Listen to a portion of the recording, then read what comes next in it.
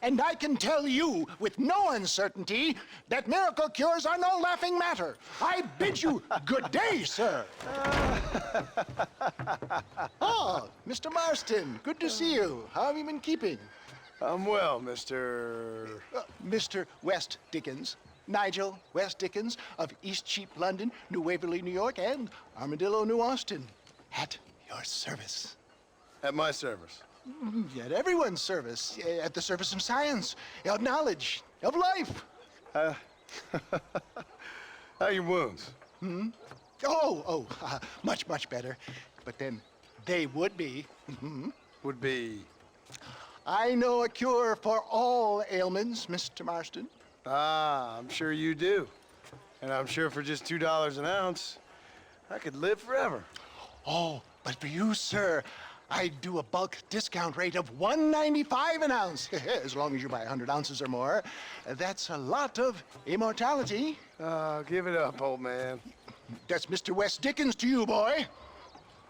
Give it up, old man. Listen, Marston, I'm broke, but this stuff is good. It works. I need a healthy young man like you. Come along, let's ride over to my newest customer at Ridgewood, and I'll explain while we go. Okay. Head for Ridgewood Farm, John, and hurry. There are people there in dire need of my tonic.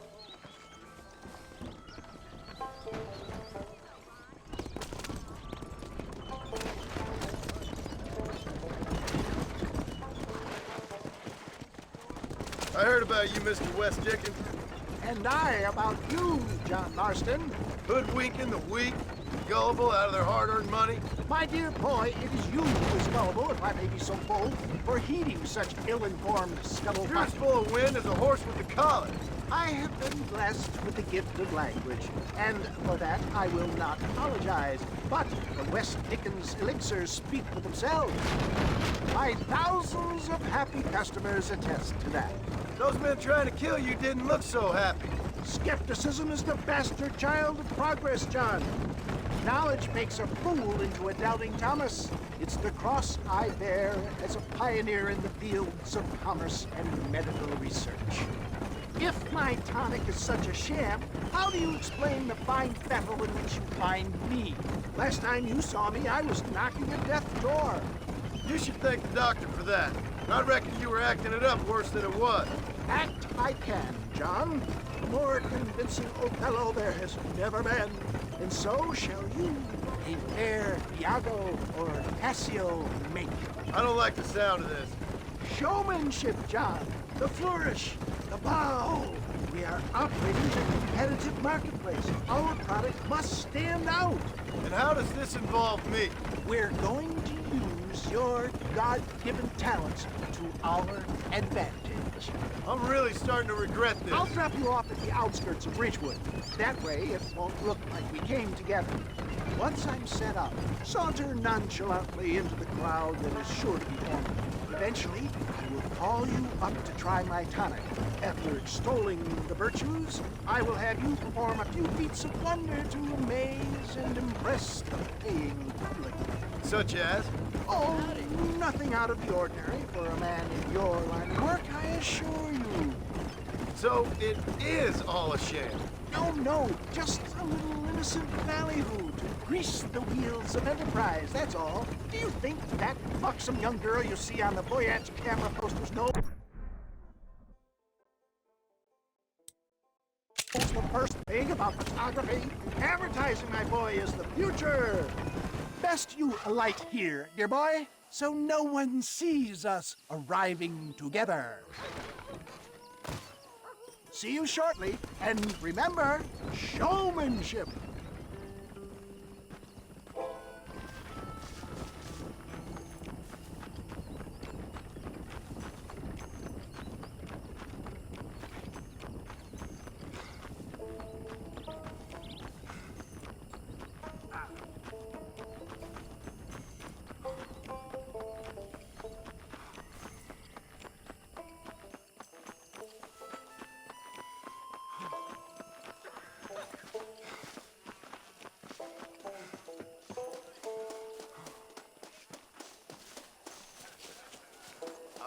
I see. Friends, hard-working souls of Chola Springs, gather round, gather round. Do you suffer from rheumatism, lumbago, acute chronic sciatic, neurologic, or inflammatory pain? Well, I represent the only company that makes the genuine article that cures headaches, neuralgia, earache, toothaches, backache, swelling, sprains, sore chests, swelling of the throats, contracted cords and muscles, anxieties and ravaged nerves, stiff joints, wrenches, dislocations, cuts and bruises, and it adds vitality and vigor to the healthy man. But can you prove it, old man? Oh, I'm sure there's some customer here who could prove the qualities of it by taking a drink right now. You, sir, come up here. Step right up. That's the spirit. Ladies and gentlemen, pay close attention. This poor, wretched volunteer, entirely unknown to me, will demonstrate the effects of Dr. West Dickens' own patent tonic.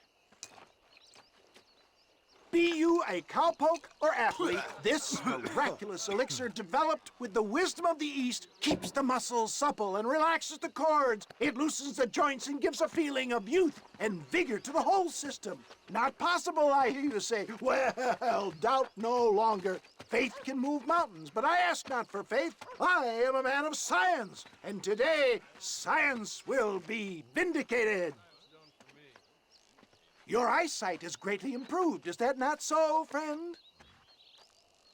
If you say so. That's right, it is. You heard him. What a good sport you are, sir. Now, gaze over yonder at that porch. If you squint, you may just be able to make out the skull that's hanging there. Go ahead, friend. Shoot that skull and demonstrate the miraculous eyesight you now possess.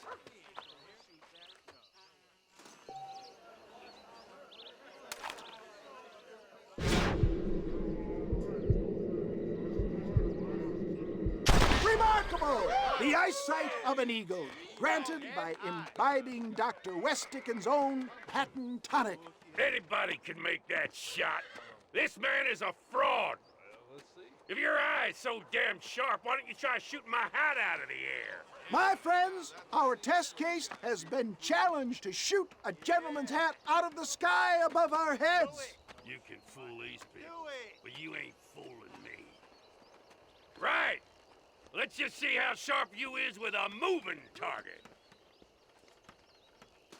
Get ready. He's about to throw it.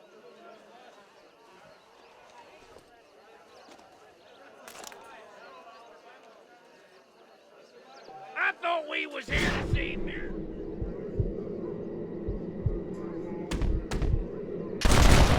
Have you ever seen such an eye? Behold the power of the elixir, plucked out of the sky. Hey!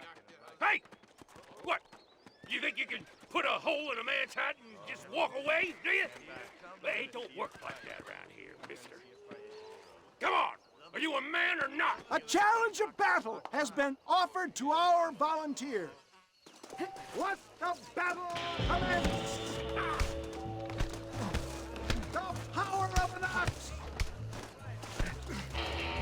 Who the hell do you think you are?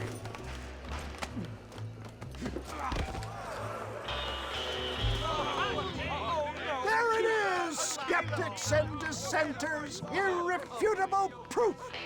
Do not let this opportunity pass you by. Look, he's over there. Go get him. This ends now. Watch out, he's got a gun. Who the hell do you think you are? You ain't leaving here alive.